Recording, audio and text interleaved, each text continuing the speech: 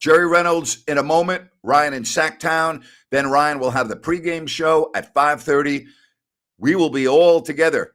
Jerry, Ryan, yours truly at halftime. And then Rhino and I will wrap it up with the postgame show. It's all coming up today on If You Don't Like That. Oh, boy. 3, 2, 1, go. Sacramento miscue. Carter, stolen by Williams. And look at this. Oh, you don't like that. You don't like NBA basketball. Fox, goodbye. Oh, if you don't like that, you don't like NBA basketball. The exclamation point from De'Aaron Fox. Oh, if you don't like that, you don't like NBA basketball. Boy, that's an ESPN highlight right there. Whoa. Carlson comes in. How about this? Holy moly, Jim Bob Boley. That was a major league smush. Oh, yes. Holy moly, Jim Bob Boley, the one and only Jerry Reynolds. Jerry, it is so awesome to have you here for another season. How are you, buddy? I'm good. Hanging in there. Just really looking forward to another NBA season as you are. You love the game and really like this Kings team. Hopefully it's another highly successful season. No reason not to believe it won't be. Yeah, well, it's so great to have you on. 4 o'clock, you'll be joining us at halftime, which I know is before your bedtime. So we're all good with that, Jerry. You know, halftime's good for you. Yeah, it is good for me, and that way, dependent. But as you know, like to get in the jammies a little early. So this will work just fine. All right. I don't like to put too much in the preseason. You've coached, you've been around the game. As you like to say, you've been around the country block a couple of times. So I don't want to put too much into it. But if you're Mike Brown right now, are you a little bit concerned with what you saw from your two guards during camp? Probably a little bit. I'd say a little bit. But that's, as you pointed out, I mean, I've seen some of the best teams of the Kings have losing records in preseason, and some of the worst teams have winning records. And preseason to me is just one notch above summer league. So especially with a veteran team that's been together, is that a concern? Yes, but that'd be all it is, a concern. And I think with Mike Brown, he's got a lot of depth, so there's a lot of different ways you can go. Okay, Mike Brown reportedly last night chewed out his team with the emphasis on defense. Now, I've never been around a team that doesn't emphasize defense, Jerry. In 32 years, every coach that I was around talked about defense. And then a lot of coaches said, if you don't defend, you're going to be sitting next to me. And 2 weeks later, you're giving up 120 and 130, and nobody's sitting next to the coach. When I mean nobody, I'm talking about the main guys. Your thoughts? Can this team play good defense, or they don't have the defenders to play good defense? Well, I would say this: it's to be a real good defensive team. You at some point have to have at least 3 or 4 really good individual defenders, and I don't believe that's the case with this team. The only clear individual defender is Davion Mitchell. I think Fox could be and really made strides last year, but that's and so now how can it get better if that's the case? Well, I think it can get better, but in increments because of continuity, because of guys playing together. They know each other's strengths, weaknesses. The coach knows that. So there is some value in that. I always remember Rick Adelman talking about that with not very many good individual defenders, the team did get better defensively because it just was together more. If you are joining us for the first time, please hit the subscribe button because we're going to be having a lot of content throughout the basketball season. So hit the subscribe button, hit the like button, the thumbs up button. We would greatly appreciate that. Again, we are going to be with you most of the afternoon and evening. Ryan's coming your way at 5:30 with the pregame. Then all three of us will be on halftime, and then we'll wrap up Ryan and yours truly on the postgame show. So really good. Jerry, you are getting a lot of compliments already, and they love the hair, and they're calling it like a new look haircut. Now, I don't know if I would go that far, Jerry. Come on. No, it's basically it's just cut shorter because I have less of it anyway. Uh-huh. And I like to get up in the morning and just mush it down and go about my day. So that's really about it, Yeah, you But put a hat on and you go for a walk. That's really what it's all about, that's right? exactly right. Just cover my crinkled head and get on with my day. And Mrs. Reynolds is way past caring how her husband looks, so that's not a part of the equation when it comes to your hair, right? Well, I wouldn't say that's true. She would appreciate something a little better looking, but she's committed now. There's no going back. They love Jerry. All right, the depth on this team uh, appears to be better. Chris Duarte is available to play tonight. I don't know yet, Jerry, about Sasha Vezenkov. I'm not ready to talk too much about him. I think there will be moments at the beginning of the season where he can really help the team, and then there will be times when he doesn't, based on what I saw in preseason. But have you got any type of read on him after watching him? Well, I'm like you. I was, a little disappointed. I wasn't expecting a world beater because I think there's always an adjustment coming from Europe, even though you're a top player. We saw that with Peja or Hito or even Blotti as a young player. The European game it's very skillful, but it's not as fast and quick. Right. And certainly Sasha looks like he's having a tough time adjusting. I don't know why he couldn't be a good reserve. I'm not sure he's ready for a starting role, and I'm not quite honestly not sure that he's better than a healthy Trey Lyles. I think Trey's one of those guys that's just a better player than most people kind of think he is. He's starting to come into where people thought he would when he came into the draft. But Sasha should, with his background and all and his shooting ability, at some point should settle in and to where he can be a productive guy, at least off the bench. No Trey Lyles tonight, still out with the injury, and I'm not calling it a big loss, but I think it's a significant loss for Mike Brown. He was very good last year, and I thought very good in the playoffs, and he's somebody you wish you would have to call on as a reserve, but he's not available tonight. Yeah, they're going to really miss him, I think, for this reason. Utah has a terrific now front line. Yes, they do. Talented front line, getting John Collins from Atlanta to go with Walker Kessler and Marketing. That's about as good as you want to see or don't want to see. So, yeah, I think Trey would be a big miss tonight. All right, it is the Kings and the Jazz. It is game one. Jerry, several teams in the West that I'm still not sure about. One is the Clippers. One is Dallas. And another team, Minnesota, and we'll get to them at a later point. But one of those teams are the Jazz. I look at their roster on paper, and I'm like, that's not bad. I don't know how it's all going to come together. Would I say that they're a playoff team in your mind? Maybe. How do you look at the Utah Jazz? Well, I think they're a serious contender for a playoff spot. And I think that's the scary part about the West. I don't know that I've ever seen it any deeper if all these teams are healthy. And that's a big if. We know that. But, to me, the difference between 2 and 12, whoever it is pretty minuscule.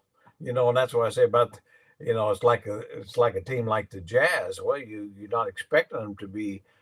They're a little bit like the Kings were last year. But I think they're capable of really moving up the ladder, which we'll learn a lot tonight. But I mean, to me, Denver is one, and then I think you got 11 teams that are pretty close. Well, the thing about the West to me is the age of a lot of these teams. The Clippers, Paul George, Kawhi Leonard. The Warriors, we know about the issues, Chris Paul. Steph Curry's great, but is Steph Curry, how many games is he going to be able to play, right? Klay Thompson, not a young chicken, a lot of injuries underneath him. Phoenix, we already saw Bradley Beal did not play last night. Durant, okay? I mean, so I have real questions because of the age, and we haven't even gotten to the Lakers with LeBron James and Anthony Davis, Jerry. Yeah, no, and I do, and I think there's the other thing is, missing games due to injuries. Now, there's plenty of evidence that so many of the top guys we're talking about just simply haven't played anywhere near a full season for 4 or 5 years. So there's no reason to believe it's going to happen this year. I'm not wishing anything bad on. Well, I sort of am, but it's one of those things where so many of these top players have missed 30, 40 games now for several years. So it's pretty tough to contend if that continues. Really happy to have New Works Plumbing. They have been with me from day one. They're going to be with me throughout the entire Kings season. For all of your plumbing needs and repairs, go to SACServicePlumbing.com or call the number on your screen. Remember, if you have an emergency in the middle of the night, that does not include you, Jerry, going to the restroom. You can go to SACServicePlumbing.com. So, Jerry, do not call that if you have an issue at 3 or 4 in the morning, okay? Yeah, okay, I'll give him a break. Yeah, thank you. Ryan in Sacktown. Any other time I'm going to call. Ryan in Sacktown. He's getting ready for the pregame show at 5:30. Welcome, buddy. How are you?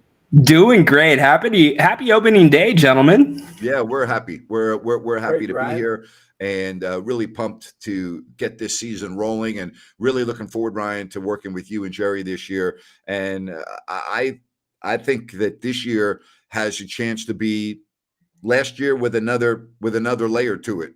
Ryan, I think what you saw last year was a thrilling 7-game series against the Warriors. And I'm not so sure the Kings don't win that series if De'Aaron Fox doesn't break his finger. Absolutely, Grant. And I think the Kings are thinking the same way. That's why they're running it back, as we've heard all offseason. And they're set up. They're deeper than they have been in a long time, as you guys were talking about. And, if they take that next step and make incremental improvements across the board, they're going to be all right. Jerry, this Kings team to me may be better than last year's team, but may have fewer wins. And the reason why I say that, you were just talking about the West, but also we have to acknowledge that what happened last year to the Kings is extremely unusual with very few injuries. And I just can't imagine, Jerry, that happening 2 years in a row. Well, history proves it doesn't. You hope for it and all that, but it's that's such a big part of the game. It's not quite like football, but where injuries really are such a factor. But I agree with you, Grant. I've said, on some other spots that, I predict this team will win about 47 games, but yet actually be a better team and better prepared for the playoffs. And to me, it could be a very successful season. I mean, I know I'd love for them to win 60, but the reality is, in my mind, if they finish 4th or 5th and win 47 and are better prepared for the playoffs, it's a great year. I know a lot of people say, well, they won 48, so if they don't win 50, they've moved back a notch. Well, that's not necessarily true.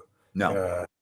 I always go back to the Kings when they turned good back in the early 2000s. In the first year, 27-23, and Yes.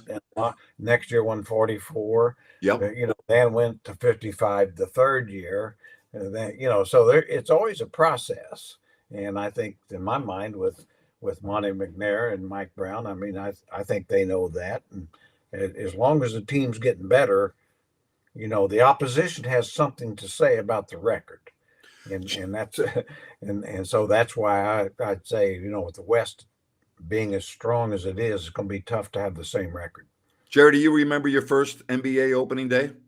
Oh, I sure do. That was, in the little building, the original Arco, seat 10,333, 4 little suites in each corner.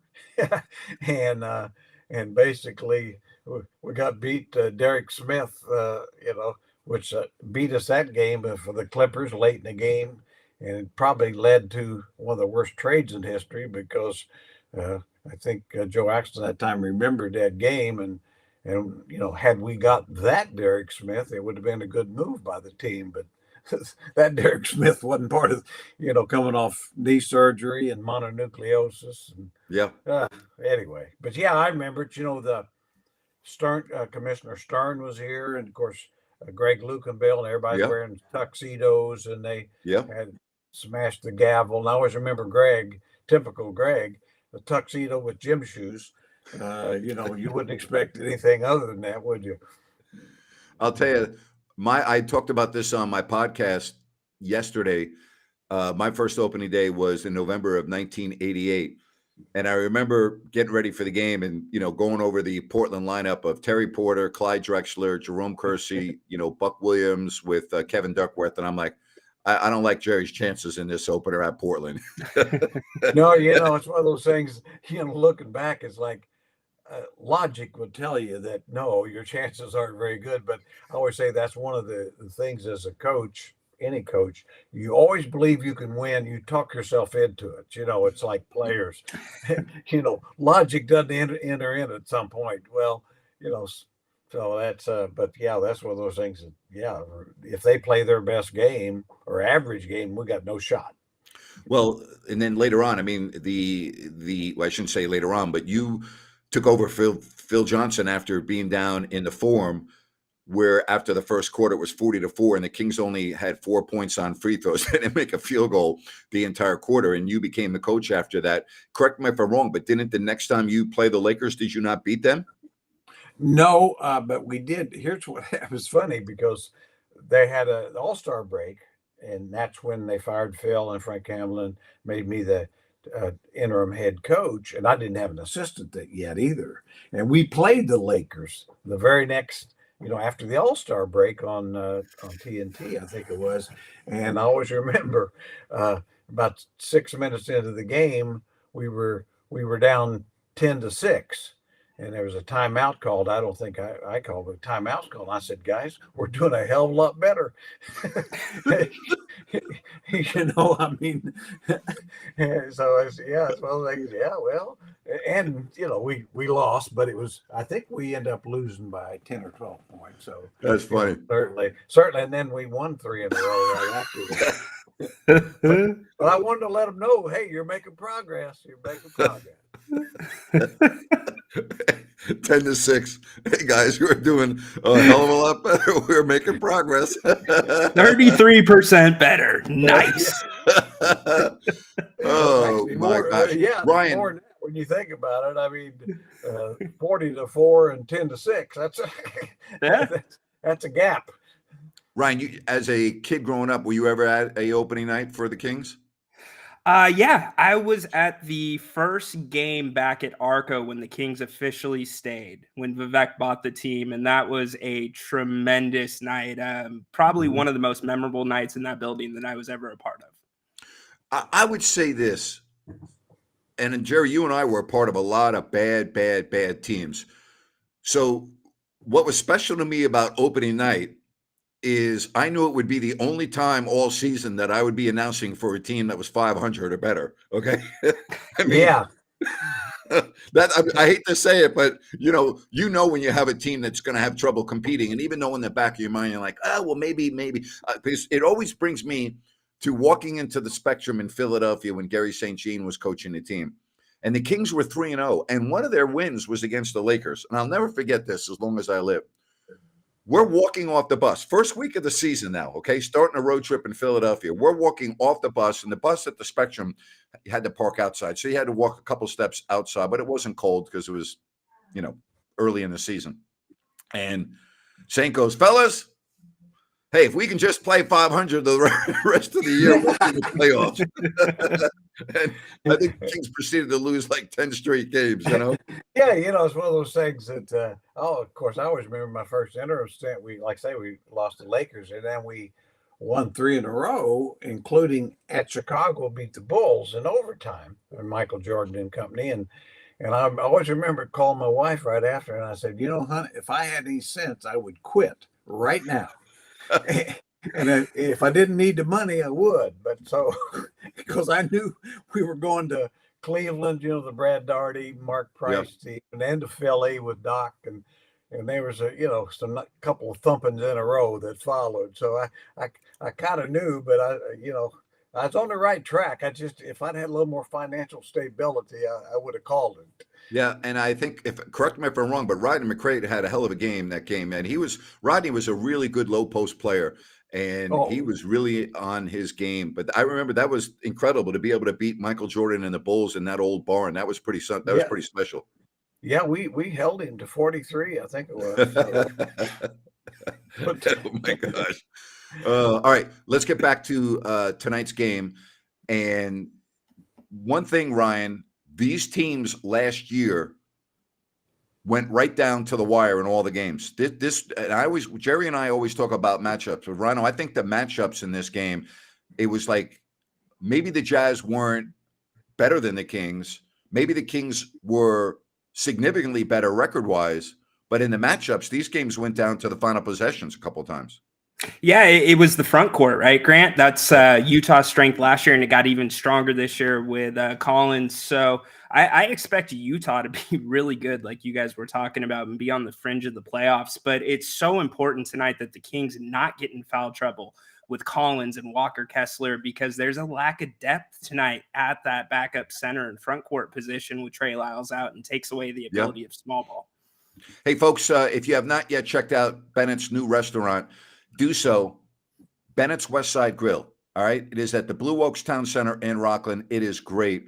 They have a private room. They have a patio, and Brian's got TVs everywhere. So it's a great place to watch the Kings game, whether if you're on the patio, in that back room, at the bar. The ambiance is great. It has great energy. It's one of the 3 restaurants. You can go to Bennett'sRestaurants.com. Check out the menu, make a reservation, 60 different types of wine available by the glass, Bennett's prime seafood and steaks. All right. So do you think, Ryan, you and I are going to be on the post-game show talking about a happy opening night for the Sacramento Kings? Good question, Grant. I think it's going to come down to 3-point shooting tonight. And I know that's a cliche answer, but the Jazz like to mix in a little bit of the zone defense. They did that last year against the Kings, and the Kings are going to have to shoot them out of that. So if they're able to do that and play just a little speckle of defense, I think we will be talking about a win. All right. I think the Kings are going to win this game. Now, Jerry, the one reason why the Kings were a 3rd seed last year is they were actually better on the road, played better on the road than they did at home. That has to change this year in terms of the home portion of the schedule, but you can't worry about that until Friday. But this team on the road last year was very good, Jerry. There are very few teams that played like the Kings did on the road, and last year was a real bright spot for them. Yeah, it was amazing because, I've never seen a team better on the road than at home. I never have. And the Kings clearly were. And really, it's interesting, too. They were better defensively on the road. And, why is that? I don't have an answer, because you'd think a home crowd and all that would be more of an impact. So, as you said, I think this gives them a great chance, because same guys, a great chance to get a really good win against a very young, good developing team. And then we'll see and I'm confident that the road or the home record will get better, because it's just no reason not to. I love Garrison. Was there again last night at Bennett's with a group of friends, as usual, the best food and service. And I name dropped you, Grant, and they asked me to leave. LOL, just kidding. Well, they got besides good food, they got a little class. You know what I'm saying? Garrison, you were at the wrong Bennett's. Hey, Jerry, real quick, to your point, the Kings are actually going to get a taste of what they like the most, the road. First 10 out of 15 are on the road, so that's going to be a big thing for this team. Yeah, sure will. And, you've got to couch everything there so that as long as the team doesn't get really behind the 8 ball, because last year probably was an aberration, but come out of these 15 games and you're 8-7 or something, you're looking at a chance for a really good year. All right, let's talk a little bit in general about the NBA, and let's start in the Eastern Conference. Jerry, do you think anyone will beat the Boston Celtics? I mean, they have to gel together, but when I look at their lineup, I think getting Drew Holiday is phenomenal for that team. But to me, they're clearly the team to beat. Yeah, well, I do. I think they're the best. And I've said this is an interesting thing to me, is I bet you anything if the Milwaukee Bucks knew that Drew Holiday was going to end up in Boston, they'd have never made the deal. No way. And no way. Now, I think, I do think the Bucks will be a serious contender as long, Antetokounmpo is Antetokounmpo and Dame is good, but I'm just not sure that the Bucks are that much better due to the trade.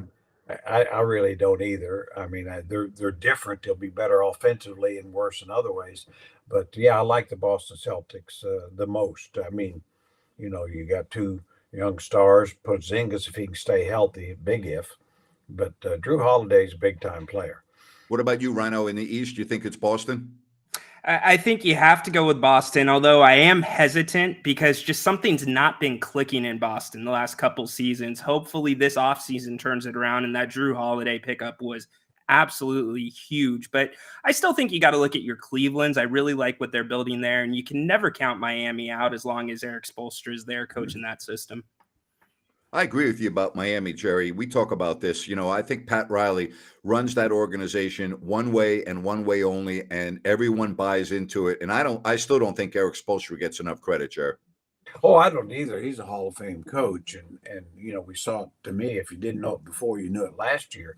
That's not a particularly talented team last year. And they lost some guys, Vincent and Struss. But, they got Jimmy Butler, and Jimmy Butler is a good player during the regular season and is a great player in the playoffs.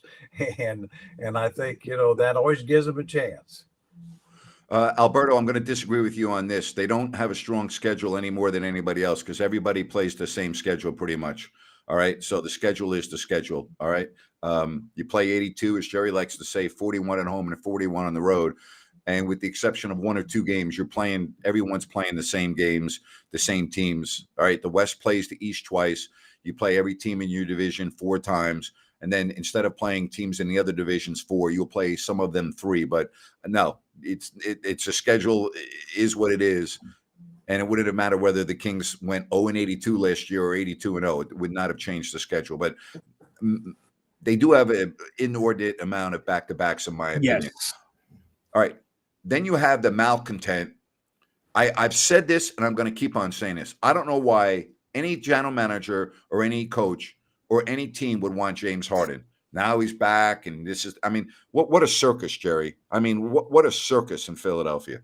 And I think that's why he's still in Philly. I don't think there's any real demand for him. The Clippers might take him, but they're not going to give up anything.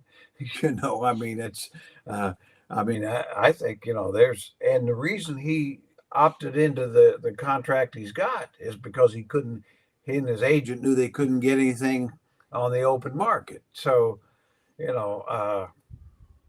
my mind, if James was smart, which I think he's proven he's not to some degree, he would play as best he can with Philly and then try to recreate his value as a free agent, but no, I think they're stuck with him and they deserve it. Daryl Morey, basically, as far as I'm concerned, has brought this on himself. So, you got to, if you're going to pee to bed, you got to lay in it.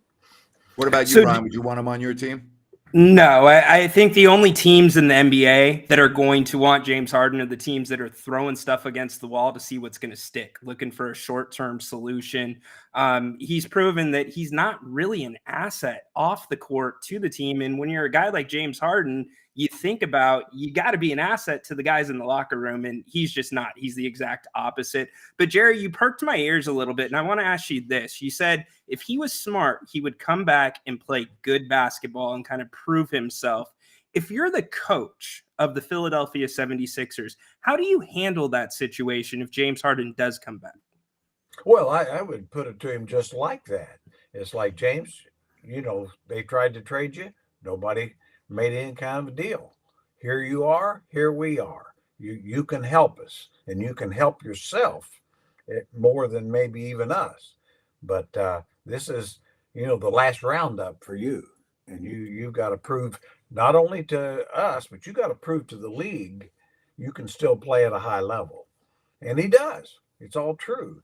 Because right now, if I were the Clippers, I wouldn't trade for him, period, because No. I think Russell Westbrook is better for him than James Harden would be. And I know there's a lot of people that don't like Russ, but I thought Russ was pretty good for him last year.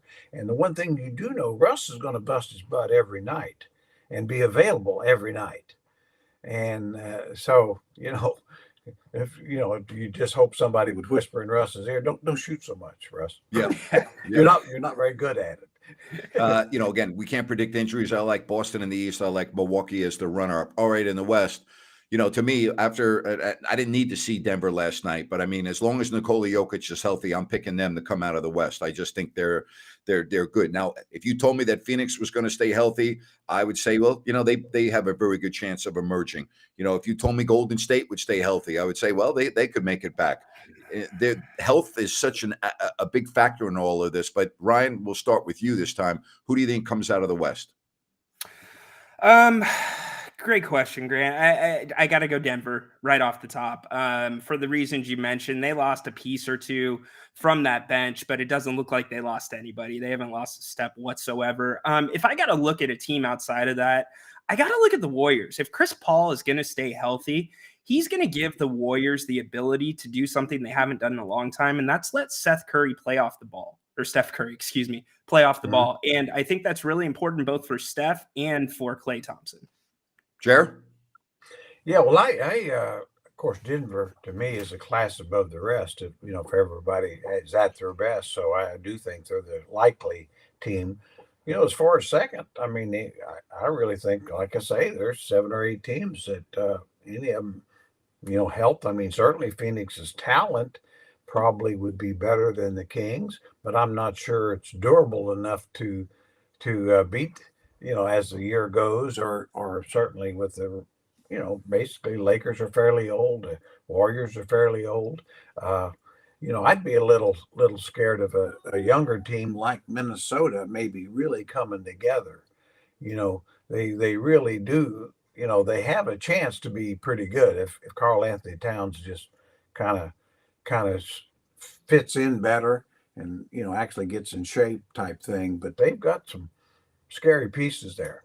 I'm not ready to anoint them as a surefire playoff team, but I have my eye on Oklahoma City. I mean, they have a real big-time star running that offense in Shai Gilgeous-Alexander, and they were very competitive last year, and I think they got better. You got Chet Holmgren back, and again, I know he's young, but the point is you better be ready to play when you play the Thunder. Jerry, I like them, and I think that if they draft well the next couple of years, they're going to be an elite team for a long time. Yeah, they're set to me like Utah. I mean, you can see some good years ahead. That the way they're being built, of course, Danny's done a great job there. Is certainly we know with Oklahoma City. I mean, they've got just terrific management there. Yes, they do. And then another team, it's kind of below the radar now. Is the Pelicans, New Orleans, and rightly so because they collapsed last year, but.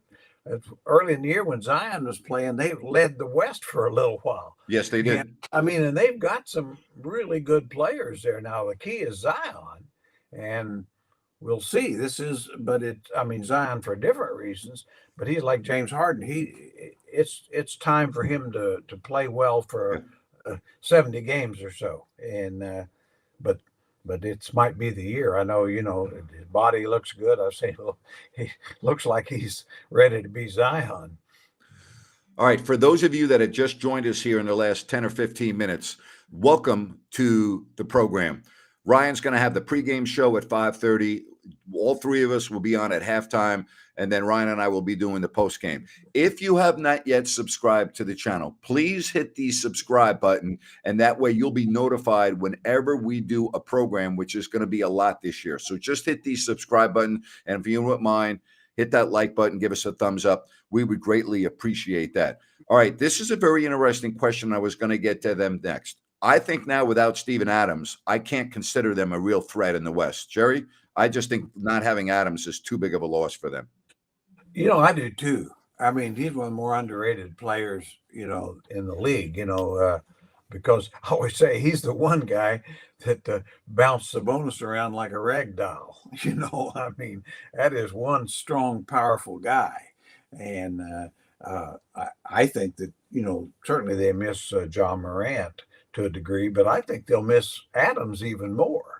When he was out before, their record was worse without Steven Adams than it was without John Morant, which is something to think about.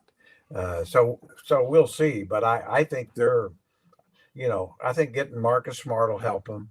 Give them some leadership and toughness, and I think they're a playoff contender. But the idea of being second, like they've been the last couple of years, second or third. I think that's without Adams. I don't think that can happen.